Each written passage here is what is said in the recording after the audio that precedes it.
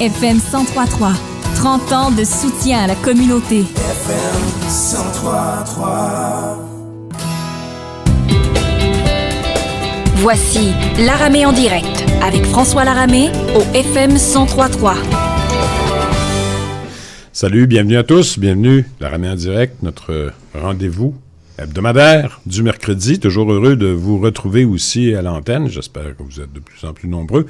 Et on vous souhaite de plus en plus nombreux également. Je salue mes deux collègues. Salut François. Carl Lévesque, Vincent Chaput. Bon midi tout le monde. Absolument, vous êtes aussi. Moi, j'ai tellement de plaisir à partager le micro avec Carl. Là. J'ai d'ailleurs ma main posée sur sa cuisse. C'est triste. Ce midi, en plus, on a des problèmes avec notre Facebook Live. Alors, vous ne pourrez pas voir les accointances entre mes deux amis qui sont à ma droite, mais croyez-moi, ils sont collés. Puis pour que Carl Lévesque soit à droite, là, ça prend bien un studio. J'ai l'impression qu'il va changer de place la semaine prochaine. Écoutez, on a encore évidemment des invités intéressants cette semaine. En deuxième partie d'émission, on va parler du fameux dossier, entre autres des infirmières et du surmenage des infirmières avec Jean Mercier, président du syndicat pour le CIUS Montérégie. Ben oui, parce qu'on apprenait cette semaine qu'ils ont une nouvelle tâche aussi. Oui. La chasse à la coccinelle. Exactement. Donc, on rajoute des responsabilités sur le dos de nos infirmières, ça arrive sud. De si belles petites bêtes. Donc, ce sera en deuxième partie de l'émission, mais en première partie, on aura aussi l'occasion de faire un petit bloc actualité, parce qu'on a également de l'actualité qui nous interpelle cette semaine. On parlera entre autres de l'Assemblée du Conseil municipal de Longueuil, hier soir. Oui, qui a connu un petit peu un dénouement, dans le sens qu'on a enfin un président de conseil. Garde-en pour tantôt, Carl. Oui, effectivement. Bonne nouvelle de ce côté-là. Mais en première partie, on reçoit la directrice générale de Place à l'emploi, un organisme de Longueuil qui œuvre sur le territoire depuis près de 35 ans. Et on reçoit sa directrice générale, Caroline Gagnon. Madame Gagnon, bonjour. Bonjour à vous. Merci d'être avec nous ce midi. Ça fait plaisir. Écoutez, évidemment, on va parler de votre organisme, parce que ça fait plus de 30 ans que vous œuvrez en organisation d'employabilité, je pense, sur la Rive-Sud, Longueuil, Boucherville et l'ensemble de la Rive-Sud. Mais, d'abord et avant tout, votre présence ici est justifiée parce que vous organisez un événement important le 14 mars prochain. Exactement, le Salon de l'emploi formation de la Rive-Sud. C'est un événement qu'on organise déjà depuis quelques années. Mm-hmm. Et puis, c'est la première fois qu'on va l'organiser, qui va être ici à Brossard, au complexe sportif Bell. Pour une fois qu'il va se passer quelque chose de drôle au complexe Bell. Ça, c'est une blague méchante contre le Canadien de Montréal. Non, mais nous, vous allez voir, c'est 76 employeurs à ce moment-ci qui ont confirmé leur présence. C'est plus de 300 postes qui sont à pourvoir sur place aussi. Est-ce qu'on peut avoir des noms d'employeurs? Ben oui. Bon. En fait, vous voyez, c'est un salon qui s'adresse à tout type d'employeurs puis à tout type de chercheurs d'emploi. Fait qu'on va avoir autant des emplois qui vont être pour des postes qu'on dit non spécialisés, donc ils ne demandent pas une formation là, spécifique pour le réaliser, autant que des postes très spécialisés. On va avoir des compagnies comme Amélis, l'équipement Bonnie, Ikea va être là, le groupe Robert Transport là, qui engage... qui cherche désespérément plein de chauffeurs. Effectivement. Cintas, Compro Communication, le CIS, donc des employeurs. Puis, est-ce que Molson va être là? Pour l'instant, Molson ne sera pas sur place. Oh, c'est surprenant. Ils vont vouloir déménager. Ils vont vouloir déménager, puis ensuite voir à replacer tout leur monde là, à participer à des événements comme ça. Évidemment.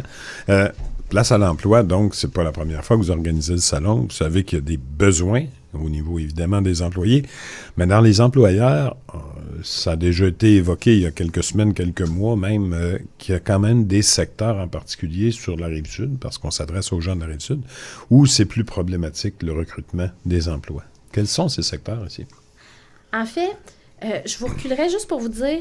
Reculez-moi, allez-y. Actuellement, la pénurie de main-d'œuvre, elle se fait sentir un peu partout au Québec. Mm-hmm. Nous, en Montérégie, on a un taux de chômage qui est à peu près à 4 %, ce qui est vraiment très bas. C'est bas. C'est un des plus bas qu'on a vu depuis des années. Depuis des décennies, presque. Effectivement. Ouais. Ça fait en sorte qu'il y a des employeurs qui n'arrivent pas à combler leur poste. Mm-hmm. À travers ça, une organisation comme la nôtre, on reçoit entre 4 500 à 5 000 chercheurs d'emploi par année Comment ça, j'ai 5000 personnes qui passent chez nous, qui ne trouvent pas Ouais. de travail, Puis puis j'ai les des autres entreprises qui disent hey, « moi, je ne trouve pas ». Le problème, c'est la qualification des gens. C'est ce que les entreprises cherchent versus ce que les gens ont comme bagage. Ben, ça coordonne pas. Ça colle pas ensemble.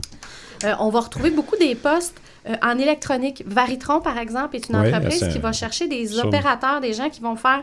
C'est tout- vraiment pointu, spécialisé. Là. Ça, Oui. c'est une entreprise florissante du chemin de la Savane. Exactement. Oui. On va parler de Groupe Robert, des gens Transport, qui vont être sur les évidemment. camions. Ça prend des qualifications pour être chauffeur. Oui. Mais il y a une pénurie, je pense, dans le monde du camionnage. Exactement. Nous, récemment, on voulait partir un cours. C'est un cours qui s'appelait Opérateur de presse plieuse. Tout ce qui est le pliage du métal. Je vois votre console. Il y en a du métal plié à l'intérieur de ça. Ouais. Puis, c'est des entreprises qui vont offrir des fois des salaires de 17, 18, 20 $ de l'heure. Puis, vont pas trouver preneur parce que les gens n'ont pas ces qualifications spécifiques-là. Sans faire dévier le débat, je suis le premier à trouver qu'on a dénigré les formations professionnelles pour mettre sur un piédestal les bacs et l'ALEA et compagnie. Puis au bout de la ligne, on se retrouve avec une carence de corps de métier qui sont pas si compliqués que ça à former. Là. On se cachera pas qu'un DEP d'1 an, 1 an et demi, 2 ans, c'est pas ce qu'il y a de plus exigeant, surtout quand on est bien accompagné avec des institutions qu'on a. Mais au bout de la ligne, c'est ce qui manque. Là. C'est des élèves qui se font dire par tout le monde, plutôt que d'aller au cégep en sciences humaines, va faire ton DEP, puis plutôt que de errer au café, tu vas avoir une job dès le lendemain matin. Tu sais. Vous avez parfaitement raison. C'est toujours la loi de l'offre puis la demande. C'est-à-dire qu'à un moment donné, vous savez, là, tôlerie, le DEP ici qui est en tôlerie, il n'arrive pas à partir. Pourtant, les belles années, il partait 3 ou 4 cohortes de gens par année. Parce que dans ce temps-là, on avait la tôlerie aéronautique. Puis là, c'était le secteur d'avenir, l'aéronautique. Puis à un moment donné, ben tout le monde allait là-dedans. Puis là, à un moment donné, ben, le secteur s'est effondré.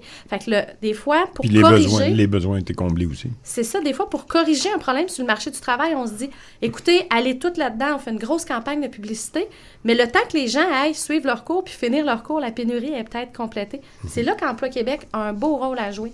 Parce qu'Emploi Québec, il peut acheter des formations, il paie les gens pour suivre un cours de courte durée pour un peu réduire ces écarts-là. Mais encore faut-il avoir des gens qui veulent travailler. Là. Oui, puis il y a aussi une dynamique qui existe où est-ce qu'on peut bien former des gens, mais si ensuite de ça, ils arrivent au niveau de l'emploi et ils ont des salaires qui sont vraiment trop bas, beaucoup de gens sont formés, sont qualifiés dans un certain domaine, mais étant donné qu'ils arrivent et qu'ils sont pas capables d'en vivre décemment, transfèrent dans un autre domaine pour aller vous parler de tôlerie aéronautique ou de choses comme ça.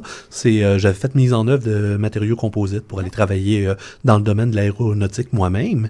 Et très, très rapidement, en sortant de l'école, je m'étais trouvé un travail comme facteur à Poste Canada qui était plus payant avec de meilleurs horaires. J'ai pas continué dans mon domaine simplement parce que rapidement, j'avais trouvé beaucoup mieux ailleurs. Puis je crois que je suis vraiment pas seul dans ma situation. Encore une fois, vous avez raison. Moi, je vous dirais, l'être humain, son plus grand défaut, c'est de ne pas bouger tant qu'il n'est pas obligé de bouger, tant qu'il est dans son confort. Puis là, les entreprises, ils vont commencer à avoir de la difficulté à combler leur poste, puis ils vont devoir, les entreprises qui vont gagner là, face à cette pénurie de travailleurs-là, c'est celles qui vont innover puis qui vont décider de bouger au niveau des conditions pour devenir des employeurs attractifs. Nous-mêmes, à l'intérieur de Place à l'emploi, vous savez, on engage une 50aine de personnes qui travaillent pour nous chaque année. Bon, on ne les engage pas chaque année, là, mais on a 50 travailleurs. Puis, pour réussir à avoir les meilleures personnes, alors que les commissions scolaires, ils vont offrir de bien meilleurs salaires que nous, il faut travailler sur créer un milieu de vie intéressant, puis essayer à notre mesure de travailler au niveau des conditions. Moi, je suis parfaitement d'accord, les employeurs, ils ont leur rôle à jouer, mais je pense que les employeurs qu'on rencontre, nous, parce que chaque mois, on a une visite d'entreprise au bureau où on reçoit une entreprise qui vient nous parler puis qui vient essayer d'attirer des gens. Et puis, on voit des entreprises qui sont de plus en plus innovantes, notamment au niveau de la conciliation travail-vie. Ils comprennent le message un peu. Il y en a que oui, puis il y en a que non. Il y en a que non, mais il y en a que oui, sauf que ça se répercute effectivement sur leurs activités et sur leur entreprise, parce que quand ils se retrouvent en pénurie de main-d'œuvre, c'est leur chiffre d'affaires aussi qui vont souffrir parce qu'ils ne sont pas capables d'aller un petit peu plus loin. Puis le problème, c'est qu'il y a des employeurs qui ont des critères d'embauche. Fait qu'on a des employeurs qui ne veulent pas engager des femmes, par exemple. Ils vont penser que les femmes sont moins fortes, c'est du trouble. Ça, c'est du trouble aussi. Non, on n'est pas du trouble, on a des belles qualités. Je vous blague, vous le savez. Mais, voyez-vous, si, Quand je reçois des CV, il y a 50% des CV que je mets à la poubelle, bien là, on va avoir un problème. Même chose pour les personnes immigrantes. Ben oui, ils ne parlent pas un français comme vous et moi, là, on a une conversation fluide, mais au bout d'un certain temps, à force de travailler avec lui, vous allez lui apprendre le français, puis ça va être plus facile de communiquer. La même chose pour les personnes handicapées. Il y a des gens qui ont des handicaps là, qui dérangeraient absolument pas. Vous savez, on a fait une expérience à un moment donné. C'est une personne asiatique qui envoyait son CV depuis plusieurs mois. Et puis, tout à coup, sur son CV, elle a effacé son nom et elle a mis Francine Tremblay. Oui, c'est ça, elle a changé de nom. Puis, elle a été appelée sous le nom de Francine Tremblay. Donc, moi, je pense qu'il faut travailler au niveau des employeurs aussi, l'ouverture à toutes les clientèles. Puis la dernière et non la moindre, ben, c'est les jeunes. Les jeunes, vous savez, ils sont pas pareils comme nos baby boomers en entreprise, mais ils peuvent apporter des belles choses. Il faut juste savoir reconnaître les talents puis les utiliser à bon escient. Les mettre à l'aise dans les entreprises. Ouais. Mais, exemple, moi, je suis quelqu'un qui est sur le chômage ou je me cherche un emploi. Comment je fais pour rentrer en lien avec vous? Comment que je fais? Je me pointe au bureau? Comment ça fonctionne? Parfait. Bien, moi, je vous dirais, l'idéal, c'est de ne pas se présenter au Salon de l'emploi sans être passé par un organisme d'employabilité en premier. Il y en a 4 qui sont associés spécifiquement au Salon de l'emploi, mais il y en a plein sur le territoire, là. Moi, je vous dis le CJA Lapinière pour les jeunes de Brossard. Il y a le Club de recherche d'emploi de Brossard aussi qui fait partie du colloque. Il y a nous, Place à l'emploi, puis il y a aussi SFIM pour les personnes immigrantes qui est dans l'organisation de cet événement-là. Si vous vous présentez au Salon de l'emploi, mais que personne n'a regardé votre CV, personne vous a aidé à spécifier un peu comment vous présentez et tout ça, vous pouvez réussir, mais ça risque d'être plus difficile. Alors moi, mon plan à moi, ce serait de nous présenter avant le 14 mars dans un organisme d'employabilité, faire vérifier mon CV. On appelle tout simplement les organisations. Nous, on a toujours 2 conseillers à l'accueil qui sont disponibles en tout temps, que ce soit pour les gens là, qui vont se présenter sur place ou au téléphone. Et puis rapidement, bien, vous allez avoir accès à un rendez-vous là, en fonction de vos besoins. Dans notre cas, on a une 20aine de programmes différents. Je voulais y arriver justement parce que oui. Place à l'emploi, tantôt on l'a dit, ça fait 34 ans que vous existez, vous avez démarré vos opérations, je pense juste ici à côté de la station, sur la rue Saint-Jean, dans la maison de Jonathan. Oui. Maintenant, vous êtes sur le boulevard Sainte-Foy. Exact, au coin Sainte-Foy puis chemin Chambly. C'est sûr que quand on a ouvert, on s'adressait seulement aux femmes. Et puis, ben oui, on était au milieu des années 80. Gros crash financier, les gens perdent leur emploi.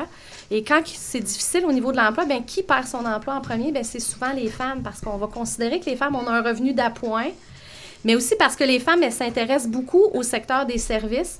Puis, ben en période de difficulté économique, c'est souvent ce secteur-là qui va baisser. On va moins acheter des choses, on va moins chez la coiffeuse et ainsi de suite. Donc, les femmes avaient perdu beaucoup leur emploi. Puis, au départ, au départ, ça s'adressait aux femmes. Aux femmes.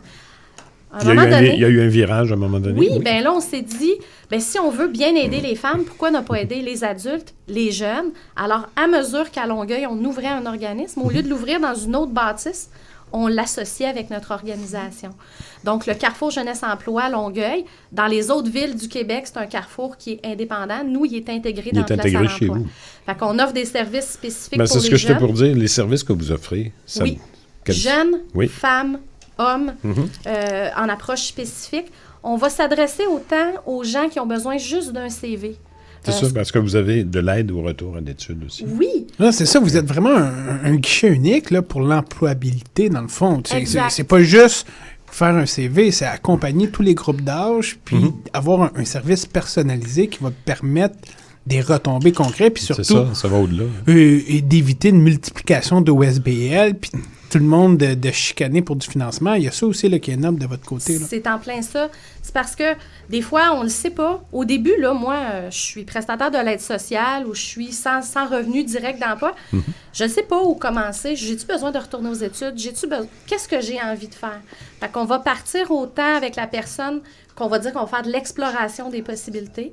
On prépare le retour en formation parce que vous savez, des fois, on a lâché l'école, c'est pas pour rien, on veut y retourner, mais comment faire un plan? Il faut remettre les choses en place, il faut aider faut à réintégrer le système également. Oui. Ah, moi, j'étais un ancien décrocheur, puis c'est M. Laramé qui m'a pris sous son aile. Puis c'est pas ton seul défaut. Non. Donc, préparation, retour aux études, persévérance scolaire, orientation, choix de carrière, recherche d'emploi. Puis on aide les gens à développer des projets aussi, des petits projets d'affaires, des jeunes dans des classes qui ont des projets puis qui aimeraient ça avoir de l'aide. Donc, tous ces secteurs-là, c'est pour ça que je vous dis, c'est 50 employés, c'est 5000 personnes rencontrées chaque année. Vous avez des séminaires, vous avez des ateliers, vous avez un service vraiment multidisciplinaire pour quelqu'un qui arrive, qui n'a pas d'emploi, il s'en va chez vous, puis il peut obtenir de l'aide à bien des niveaux et bien des égards. Un agent de développement qui visite les entreprises, qui nous ramène les offres d'emploi. Une fois par mois, une visite avec des employeurs. On essaie là, d'être très innovant, d'être très dynamique, actif pour aider les gens là, à retrouver leur place sur le marché du travail. Autant, comme je vous dis, 3 heures pour un séminaire sur quelque chose qu'une démarche complète. Quelqu'un qui dit « Je ne sais pas ce qu'il faut que je fasse. Sais-tu les études? Je commence par quoi et par où et avec qui? » Il y a des gens, c'est des programmes qui sont tous financés par le gouvernement du Québec, différents. C'est ça, parce qu'il y a un océan de programmes, là, de demander au commun des mortels d'être capable de fonctionner puis de naviguer dans cette immensité-là. C'est impensable. Là, et vous savez, on est dans un système où les gens, ils se connaissent peu. Là, à un moment donné, on dit « Qu'est-ce que tu veux faire dans la vie? » Ben, je le sais pas. C'est quoi tes forces? Ça, là, on part de loin. Là. Ben, il faut travailler. On part avec les gens. vraiment de la base. Mais quelqu'un qui n'a pas travaillé depuis une couple d'années, là, il ne sait pas ce qu'il vaut il sur peut le marché du Il peut être un peu travail. perdu, effectivement. Ouais. Donc, un organisme comme le vôtre contribue à l'aider dans sa démarche, dans sa recherche. Puis tous ces services-là sont financés par le gouvernement, donc ça coûte rien. Ça coûte rien. Les gens qui vous consultent peuvent le faire gratuitement. Exactement. Depuis 50 ans, pas 50 ans, mais depuis 34 ans, vous avez quand même aidé bien des personnes. Ah, c'est immense. Plus ou moins? Ben, moi, je vous dirais, au cours des 10 dernières années, c'est 4 000 à 5 000 personnes chaque année. Ah oui. Donc plus de... à hauteur de 30 ans. De 30 ans. Mais dites-vous que nos premières années, c'était juste les femmes. Ouais, ça se peut que les premières années, on aidait 100 femmes, puis à mesure qu'on a ajouté des programmes, notre dernier étant en 1997, on a ajouté la fonction Carrefour Jeunesse Emploi. Oui. Depuis ce temps-là, il y a des programmes qui changent. C'est ça, vous avez... met ça à jour, mais... Vous avez, je pense, un programme qui contribue et qui aide aussi les gens. Ça s'appelle « Où sont les emplois » en 2018. Oui, exactement. Bien, en fait, c'est notre agent de développement qui fait la tournée des entreprises, puis il va revenir au bureau, puis il va s'asseoir avec les gens, à la fois les gens qui veulent choisir une carrière, parce que des fois, quand je viens le temps de choisir une carrière, j'ai pas le goût d'aller dans quelque chose qui n'a pas d'emploi au bout, là. Non. Donc, puis qui va venir présenter où sont les pénuries sur le territoire, quelles sont les demandes, puis comment on prévoit ça dans le temps. Parce que vous savez, il y a des économistes à Emploi Québec dont leur mandat, c'est de faire des calculs de probabilité. On sait que dans certains secteurs qui ont fait un boom il y a 30 ans, bien, si j'ai fait un boom il y a 30 ans puis que j'ai engagé des gens qui avaient 30 ans, bien, ces gens-là sont rendus à 60 ans. On sent qu'il va y avoir une prise de retraite dans les prochaines années. Ils vont bientôt sortir puis il va y avoir un renouvellement des emplois. Oui, exactement. Absolument. Donc, on présente ça aux gens. C'est quoi les salaires aussi par domaine, en moyenne, qu'on peut s'attendre selon le domaine. Donc, bien sûr. Ben, je retiens aussi, tantôt, on a parlé de statistiques, 4% plus ou moins de chômage en Montérégie. C'est quand même des chiffres qui sont intéressants. On a un très, très bas taux de chômage. Oui. Mais il faut que les entreprises... Il faut continuer quand même. Oui. Il faut que les travailleurs acceptent d'aller chercher le petit logiciel qui me manque, d'aller chercher la petite étincelle pour que je sois intéressant pour un employeur. Mais il y a du travail à faire chez les employeurs aussi. Absolument. Accepter tout le monde, les jeunes, les femmes, les personnes immigrantes. Donc, les gens qui sont un peu différents de ceux que j'engage, de manière à ce que tout le monde ait sa place. Donc, on le rappelle, 14 mars prochain, Salon de l'emploi au Centre Bell, à Brossard. Si les gens veulent se renseigner, évidemment, vous avez un site Internet de votre organisme, principalement Place à l'emploi. Oui, placealemploi.ca pour notre organisation. Oui. Si vous googlez aussi Salon de l'emploi formation Rive-Sud, vous allez tomber sur le site qui va être en mesure de vous présenter quels sont les 321 postes offerts, les 67 entreprises. Et ça peut se bonifier d'ici le 14. Oui, Ça, effectivement. On peut monter à 400 peut-être. Puis ce qui est important de savoir, c'est qu'il va y avoir des navettes gratuites qui vont partir du terminus Panama et du métro Longueuil pour se rendre directement sur place. Donc, pas obligé de se rendre là, on peut se rendre à ces deux points-là. Ouais. Puis gratuitement, les navettes vont Prendre vous une amener. navette et s'y rendre. Oui. Madame Gagnon, directrice de Place à l'emploi, merci beaucoup d'avoir été avec nous ce midi. Et évidemment, bonne chance pour le salon. Bien, merci de votre invitation. Merci, les gars. Puis, gênez-vous pas si vous avez besoin de nous. Un plaisir, merci beaucoup. Et avant d'aller à la pause, on va juste prendre 2 minutes pour faire le point. Tantôt, Carl va commencer à dire et à parler de la nouvelle d'hier soir au conseil municipal de Longueuil. Donc, oui, la grande saga de la présidence de l'Assemblée du conseil municipal de Longueuil est terminée.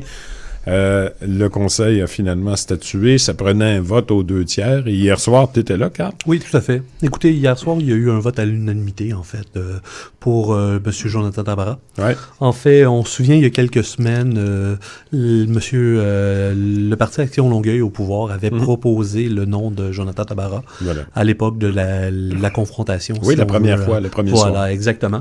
Donc, hier, tout le monde s'est rangé à ce vote. Bon, Donc, alors, c'est réglé. voilà, la saga est terminée. Les citoyens Voilà. étaient très heureux de ne pas avoir à attendre 1 heure avant c'est que ça. le conseil commence. Cette saga est terminée. On a donc, pour les 4 prochaines années, en principe, un président du conseil municipal qui va diriger les délibérations, qui va faire un petit peu le trafic là-dedans et qui va servir un peu de discipline. Alors, dossier réglé. Oui, mais ça change la donne, là, parce que si on Oui. fait notre calcul, là, l'opposition a perdu un vote, parce Oui. que techniquement, le président ne peut pas se ranger derrière l'opposition. Alors, je comprends que l'avenir des grands développements est dans les mains de Mme Boisclair et de M. Myers. Oui, absolument. Ça, Ils parce vont devenir des... C'est le cas de le dire, la balance du pouvoir est là. La vraie balance du pouvoir va se trouver là. Puis un dernier mot avant qu'on aille à la pause aussi.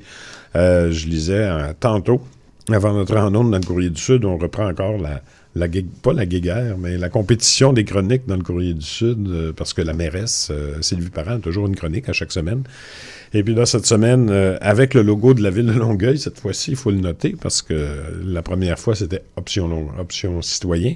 Cette fois-ci, c'est le chef d'opposition qui signe une chronique et qui prend un parti, entre autres, notre fameux capitaine des neiges, de cet hiver à Longueuil qui, paraît-il, n'est pas très, très efficace parce que les plaintes affluent énormément du côté de la ville et surtout au niveau du service 311 pour la mauvaise qualité du déneigement cet hiver encore. Ben, moi, je sais pas combien, puis on pourra peut-être vérifier, là, combien a coûté en temps et en énergie le concept de Capitaine des Neiges, mais effectivement, je faudra vois voir pas. qui le personnifiait. En tout cas, je le On ne recherche, sait pas. puis j'ai bien hâte de découvrir c'est quoi le signe secret pour l'appeler. Ben, on verra bien. Et écoutez, on a d'autres éléments d'actualité à parler au cours de la deuxième partie de notre émission, mais on va surtout et immédiatement aller à la pause. On vous revient. Restez avec nous, surtout, parce qu'on vous revient en deuxième partie d'émission pour parler, entre autres, de la problématique de l'épuisement des infirmières sur la Rive-Sud. FM 103.3. 30 ans de variété. Jusqu'à 13h, vous écoutez Laramé en direct avec François Laramé au FM 103.3. Ben oui, nous revoilà donc, tel que promis, tel que prévu, et pour une deuxième semaine avec encore de la musique endiablée dans l'émission, Tina Turner. Oui, ça fait partie de nos résolutions de début d'année, là, de redynamiser un peu. J'avoue que j'haïs pas ça. Ça fait changement de caillouche, Vincent? On va mettre du Irvin Blais la semaine prochaine.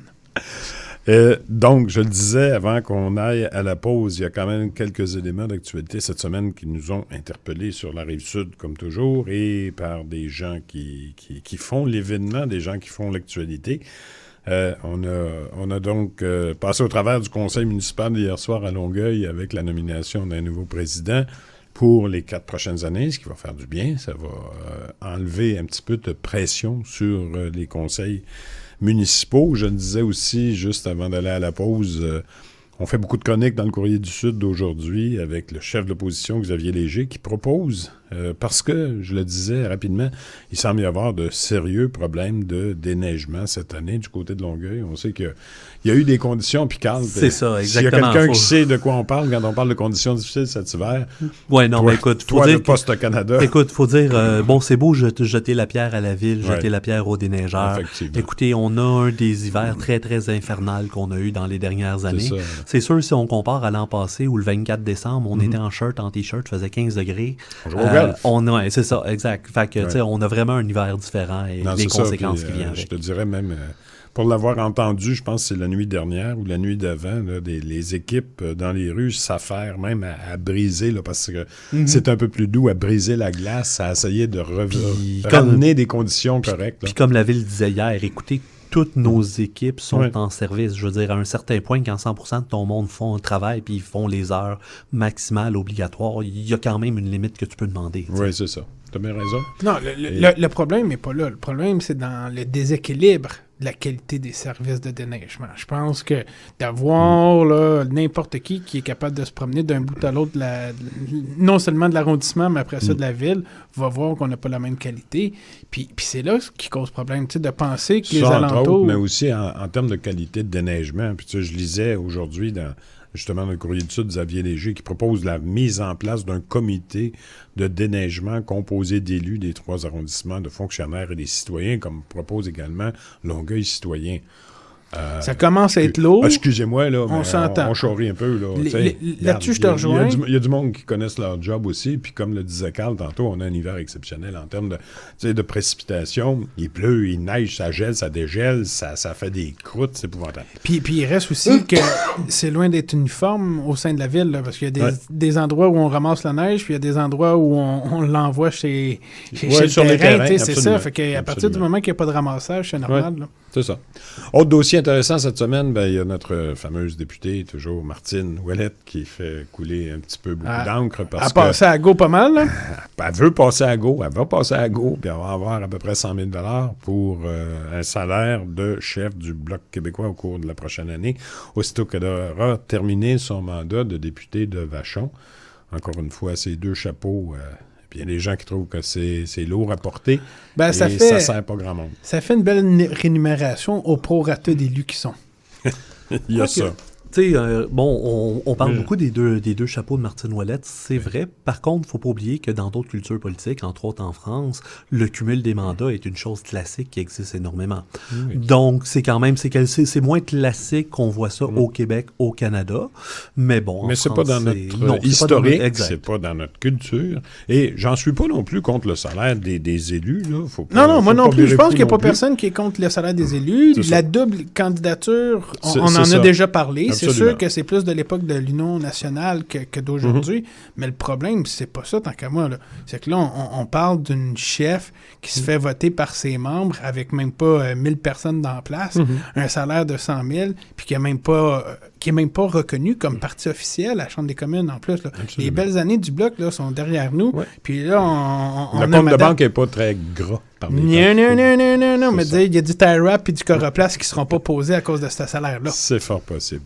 Autre sujet aussi cette semaine qui nous a allumé un peu, une sortie de notre député NPD de Longueuil, Pierre Nantel, au sujet de la presse écrite qui dit qu'il faut plus que des bouées de sauvetage, croit Pierre Nantel, parce qu'il demande encore plus d'argent des gouvernements pour injecter dans les médias écrits qui sont en train de fermer un peu partout. Ce matin, je lisais que Le Soleil à Québec va cesser son édition du dimanche.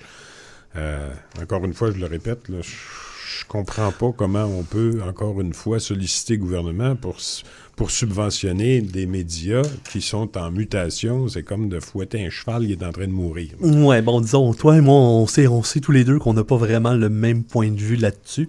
Le grand problème de ce dossier-là, selon moi, c'est simplement la vampirisation de l'information par tous les grands Facebook, Twitter de ce monde, où est-ce que ces gens-là ne produisent absolument aucune information. Ils prennent l'information des médias nationaux, ils les amènent sur les plateformes, et c'est eux qui ramassent 85% de la publicité pour une job qui est faite par des journalistes qui ne sont pas les leurs. Moi, je comprends, fait qu'à un certain point, si on veut avoir de l'information locale de chez nous, c'est quelque chose qui se paye. Donc, est-ce que ces groupes-là ne devraient pas payer les taxes, mettre ça dans un fonds pour les médias? Moi, je pense que si on veut avoir de l'information locale de qualité, il va falloir le faire un jour. Tu vas encore subventionner une entreprise privée qui est plus capable de subvenir à ses propres besoins parce qu'il y a des tendances lourdes qui se passent, puis il y a des mutations en termes de médias aussi. Mais on ne parle pas nécessairement d'entreprises privées, on parle de Radio-Canada, on parle de plein. On parle ici de la presse écrite, on parle par exemple des hebdos. On regarde les 10 millions qui ont été injectés dans les médias de M. Cochon par le gouvernement. Ça n'empêche pas d'annoncer la fermeture de son édition du dimanche parce qu'il y a une mutation qui se fait dans les médias. Mais pourquoi? Là où est la solution, c'est d'aller chercher de l'argent supplémentaire par ces médias-là et directement par des annonceurs qui vont supporter leur nouvelle plateforme.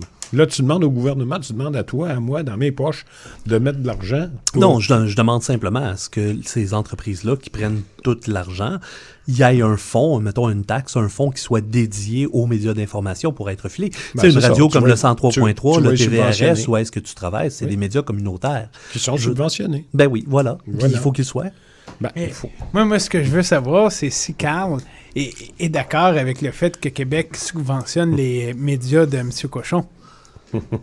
Ben, comment je te dirais, je veux dire, mis à part le côté où est-ce qu'on sent que c'est beaucoup plus politique que réellement parce qu'ils y croient réellement, ce que je veux dire, c'est que j'ai pas un problème nécessairement avec le fait qu'on subventionne les médias de M. Cochon, pas seulement ceux-là, que l'on subventionne les autres aussi de manière égalitaire. L'État providentiel aussi, c'est limite également. Ouais, bon. On a un point différent. Passons donc à notre invité. Comme on dit en anglais, let's agree, we disagree on this one. C'est absolument. Voilà.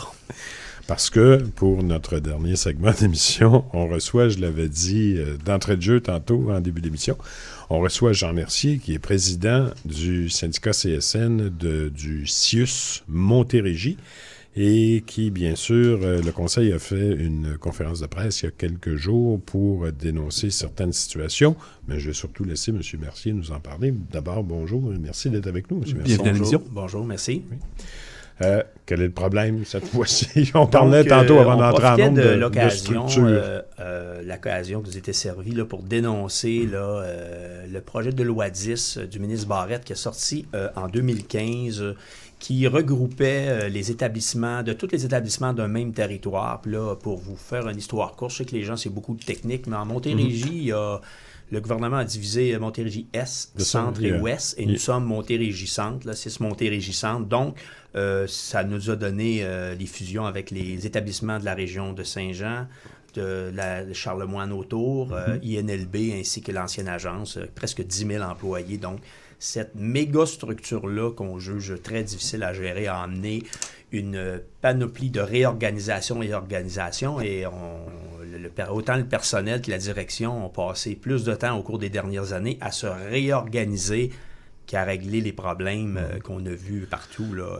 Les services n'ont pas été augmentés pour ça. Là. Quels problèmes, justement, qui n'ont pas été réglés? Bien, on a vu que les urgences sont débordées. On a vu qu'il y a du temps supplémentaire obligatoire. On l'a vu au niveau des infirmières qui le dénonçaient. Nous aussi, on le dénonce, mais on ne veut pas revenir sur ça.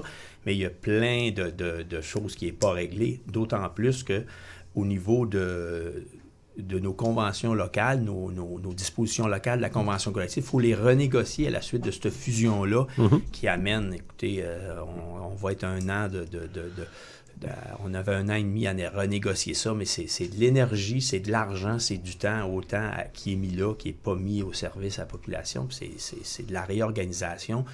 Il y a eu du déplacement de personnel parce qu'on a centralisé des services, on a centralisé que ce soit compte payable, sans compter au niveau de la régionalisation de la paye, on a déplacé beaucoup de personnel de toute la Montérégie pour régionaliser la paye à Longueuil. Donc, mais est-ce que ça... Puis je pense que ça fait plus de 20 ans que vous êtes dans le domaine, vous êtes dans le métier et vous êtes aussi au niveau du syndicat. Est-ce que ça allait mieux avant? Parce que vous le savez aussi, ça fait... Je me répète, mais ça fait plus de 20 ans que vous êtes là. Nous autres, ça fait plus de 20 ans que nous sommes des observateurs, puis il me semble qu'on revient toujours avec les mêmes problèmes, avec les mêmes débats, avec les mêmes constats que vous avez fait tantôt. On parlait des urgences. Qui n'a pas parlé d'urgence depuis 25 ans au Québec, peu importe le parti politique? Disons qu'une réorganisation de cette nature-là, de cette grandeur-là, de ces fusions-là, moi, je me dis, quand on réorganise ou qu'on fusionne, si on va chercher de l'efficacité, on dit des fois, on peut ne pas être d'accord avec toute la réorganisation. On n'était chercher rien, là, parce que comme vous le mentionnez très bien, le problème d'urgence fait des années, ça n'a pas changé. Ça ne change pas. Et, le temps et l'énergie passée pour ces grandes restructurations-là, ça a donné à peu près rien. Et en même temps, pénurie de personnel plus que jamais. Donc, une chose qui a changé, c'est plus comme avant. J'écoutais tantôt l'excellente entrevue que Mme donnait sur Mme Gagnon, sur son organisme. Et effectivement, la pénurie de personnel, le réseau n'est pas attractif. C'est fou, là, avec la pénurie, avec la charge de travail. Donc, ils ont de la misère à combler les écoles de préposés aux bénéficiaires. Il y a des places de libre, donc... oui, en plus que préposés aux bénéficiaires. Énorme, puis on s'entend, préposés aux bénéficiaires, pour la charge de travail qu'elles ont, les salaires qu'elles touchent, c'est absolument ridicule. Là. Mais dites-moi donc, puis je vais vous parler d'une expérience personnelle. Ma belle-mère est dans un CHSLD à Longueuil, René Lévesque, pas de nommé. Et les préposés, là, on y va quand même assez souvent à la voir. Je vous avoue que 85-90% des préposés, ce sont des immigrés. Eux, ils acceptent ces jobs-là. On le constate qu'il y en a de plus en plus. La majorité, 80%, c'est des femmes dans tout le réseau de la santé. Et absolument. On le constate que, écoutez, je ne sais pas si c'est tout le monde qui a cette problématique-là, mais... on a autant de pénuries dans tous les secteurs, mais je le constate aussi qu'il y a eu de plus en plus d'immigrants qui acceptent ces postes-là. Exactement, mais ils ont les mêmes problématiques, là, effectivement. Là, mais ils semblent les accepter, je ne sais pas pourquoi, moi non plus, je n'ai pas la réponse, là, mais plus facilement, puis ils sont plus nombreux, puis des gens, des Haïtiens, il y en a en masse, des gens des pays même slovaques qui sont là, puis ce sont vraiment une majorité d'immigrés qui occupent ces fonctions-là. Il y a du côté du CIS Montérégie-Centre, disons c'est pas une majorité, mais on constate avec les années, il y en a de plus en plus de personnes, là, d'immigrants arrivants qui choisissent ces métiers-là en santé. Alors donc, la conférence de presse la semaine dernière avait principalement pour but un peu de dénoncer là, la fameuse réforme qui a été adoptée il y a 3 ans. J'ai envie de poser une question, pas fine, mais si Jean Mercier était ministre de la Santé, il ferait quoi, lui? J'ai peut-être pas toutes les solutions, mais je peux vous dire que je n'aurais pas donné 500 millions aux médecins spécialistes. Je l'aurais peut-être plus investi dans les secteurs d'activité où on est en pénurie, parce que je trouve que... c'est des vases communicants. D'en parler. Ce que tu donnes un bar, tu l'as pas l'autre. Le ministre dit c'est presque un investissement. Là. À l'écouter, il a investi 500 millions pour sauver de l'argent. Je pense que... je ne sais pas si j'aurais sûrement pas de solution miracle, mais j'essaierais d'être un petit peu plus original que faire des réorganisations par-dessus réorganisation.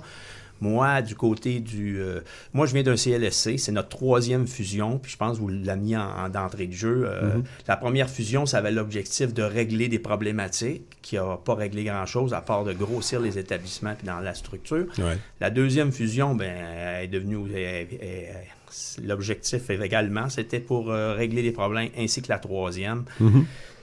Disons que si je serais ministre de la Santé, c'est pas du côté des médecins spécialistes. Mais c'est quoi? Le principal problème, c'est que la première ligne n'est pas assez forte. La première ligne. Tant et aussi longtemps qu'on ne réussira pas à faire en sorte que les gens vont commencer à se rendre, mettons au CLSC, ils vont avoir une première ligne, ou se rendre quand ils vont commencer à avoir des problèmes, et non pas ils vont se rendre seulement à la clinique quand que leur mal va être tellement avancé que là, ça va être des cas importants.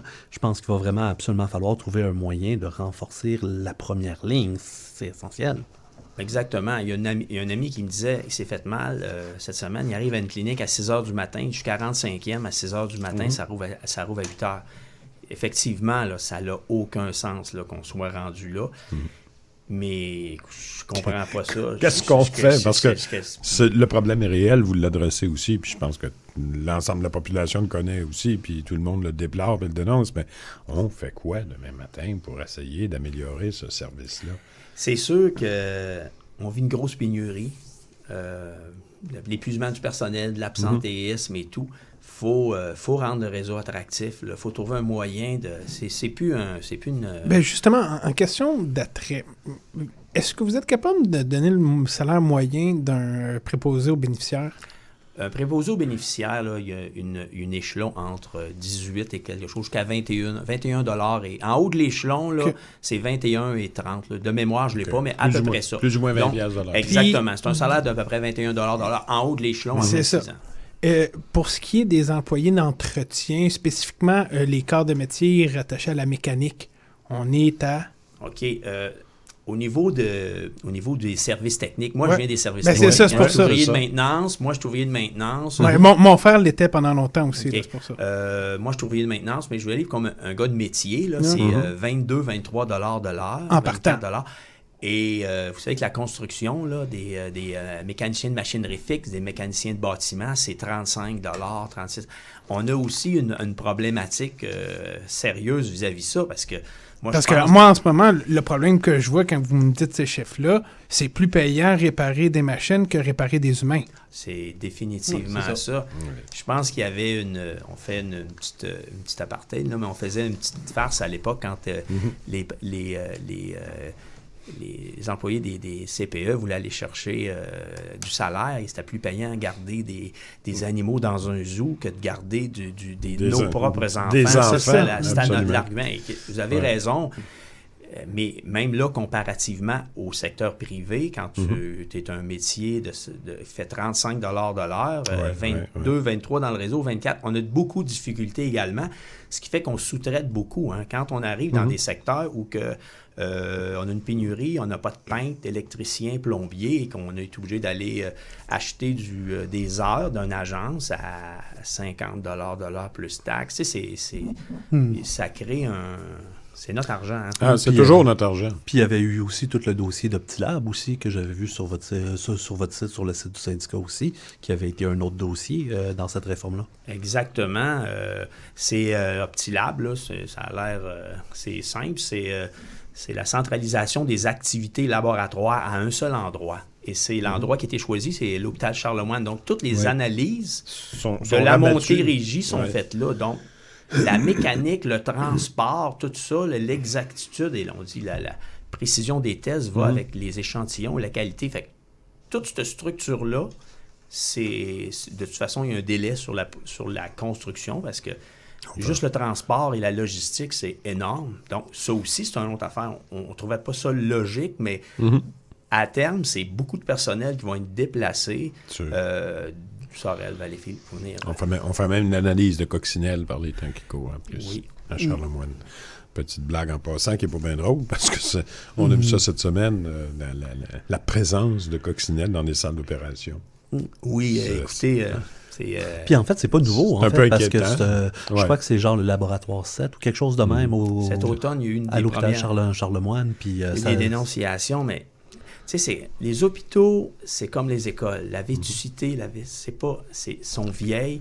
Puis quand c'est le temps d'investir, vous savez, un scan, c'est plus sexy que des fenêtres. Puis quand on fait des levées de fonds, c'est pas pour isoler des bâtisses, c'est pas pour changer des fenêtres, c'est pas pour mettre à niveau les établissements. C'est pour du nouvel équipement. C'est pas du nouvel équipement qui va être dans des lieux qui est... Puis on s'entend, par le passé, les gouvernements avaient aussi beaucoup coupé sur les services d'entretien, sur les services techniques dans les hôpitaux.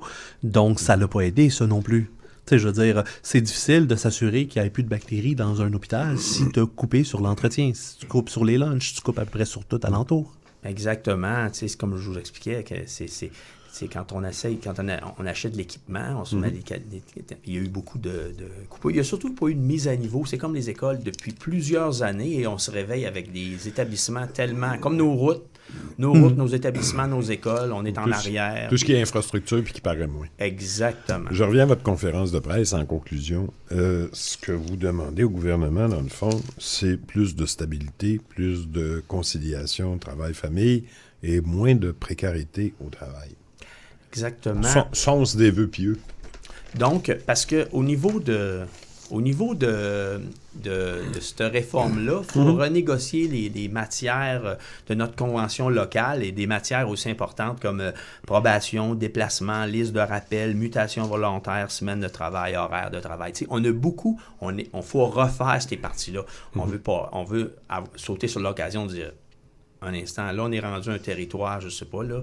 Avant, notre établissement, moi, je viens d'un CLSC, c'était, après ça a été 10-15 km. Là, c'est rendu 70-75 km. Donc, les listes de rappel, la précarité, le déplacement du personnel vont être un enjeu majeur pour cette négociation-là, parce que là, puis nous, on est un petit 6, mais l'Est est encore plus grand, puis l'Ouest est encore plus grand, la Gaspésie. Fait que, des territoires énormes. Exactement, aussi. Mais ça va être un gros enjeu pour ça.